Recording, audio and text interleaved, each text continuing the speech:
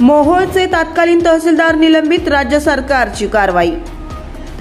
मोहोळ तहसीलदार म्हणून 14 महिन्याचा वादग्रस्त व भ्रष्टाचारी कारभार करून पुणे जिल्ह्यातील खेड येथे वाशिल्याने बदलून गेलेले तहसीलदार प्रशांत बेडसे यांना राज्य सरकारने तडकाफडकी निलंबित केलाय। तसा आदेश त्यांनी काढलाय।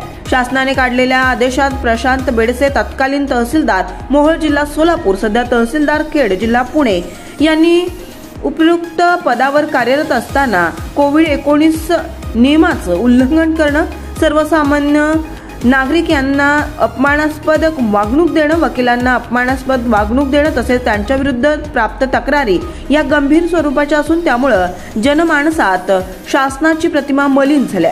यास्तव श्री प्रशांत बेडसे तत्कालीन तहसीलदार मोहोळ जिल्हा सोलापूर यांच्या विरुद्ध महाराष्ट्र नागरी सेवा शिस्त व अपील नियम 1979 मधील नियम 8 अन्वये विभागीय चौकशीचे ज्ञापन निर्गमित करण्यात आलं असून विभागीय चौकशी करण्याच्या दृष्टीने चौकशी अधिकारी यांची नियुक्ती करण्यात आली। या पार्श्वभूमीवर श्री प्रशांत बेडसे तत्कालीन तहसीलदार मोहोळ जिल्हा सोलापूर, सध्या तहसीलदार खेड जिल्हा पुणे यांच्या विरुद्धच्या विभागीय चौकशीच्या अनुषंगाने त्यांना निलंबित करण्याचा निर्णय शासनाने घेतला।